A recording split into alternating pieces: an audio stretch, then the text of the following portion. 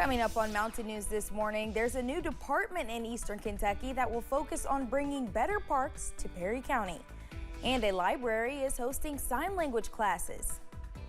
Dedicated to Eastern and Southern Kentucky, this is WYMT Mountain News This Morning. Good morning, I'm Madison Carmouche, and we're coming up on 5 o'clock this Monday morning. And you're right, I know, I get it. It's Monday, but hey, we're here, and we're going to check in with meteorologist Tim Drawbridge for a look at your Monday morning forecast. I'm going to flash back here. Monday, dun, dun. Yeah, that's where I'll leave it too. 55 outside the door right now. Got some areas of fog leaving hazard as you make your way down toward Carlin and as you make your way through the rest of the Cumberland Valley. Otherwise, visibility not too bad across eastern and southern Kentucky here at the top of the hour. It's 55. Oh, how beautiful it is. Maybe a little cool for a few of you, but nonetheless, it was fantastic for Nibrock over in Corbin over the weekend.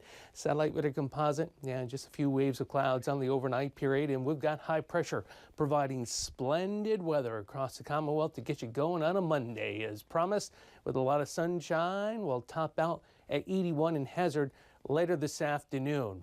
Beautiful stretch. Can we keep it going? We'll let you know. Your ARH First Alert 7-day forecast coming up in a few moments. Madison? All right, Tim, fingers crossed we keep it going.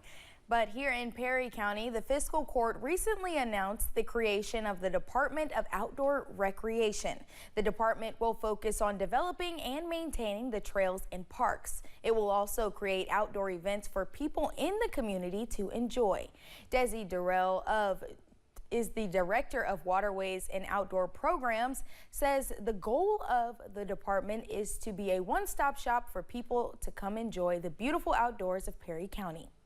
Getting kids engaged in helping build this infrastructure. I've spoken previously about just taking ownership of those things and then being a place for our stakeholders, our business owners, landowners to come and say, hey, I want, outdoor recreation on my land. What can you guys do to help me facilitate that? Durrell says the department has already seen an increase in traffic of people visiting Perry County parks, and she hopes they can continue to improve those numbers. Music lovers are using their art to spread the word against gun violence. Saturday, Kentucky's hip hop fraternity hosted a gathering in Frankfort for Kentucky Hip Hop Day. Rappers performed songs on the big stage about putting down guns and stopping violence. The group's CEO says music can make important messages more impactful and accessible. Doctors say it is never too early to take your child for an eye exam. Making sure they have healthy eyes is especially important as kids head back to school. Poor vision can make it difficult for kids to focus in the classroom. Matthew Butler is an optometrist with Eye Care Center in Lexington. He says whether your child is struggling to see the board from the back of the classroom or read a book that's right in front of them, both can affect their ability to learn and could be a sign they have an issue with their vision. Sometimes binocular vision issues go undetected. So if you notice any eye turns, so turning in or out, headaches when reading up close, there's a number of things, but anytime working up close gives an issue is when we generally recommend to come in. Typically, Dr. Butler says it's recommended you bring a child in for their first eye exam between 6 and 12 months. Then at ages 3 and 5 years old, once they hit first grade, then every year after that. Even if you think your child's vision is fine, Dr. Butler says it is still important to take them in for an exam.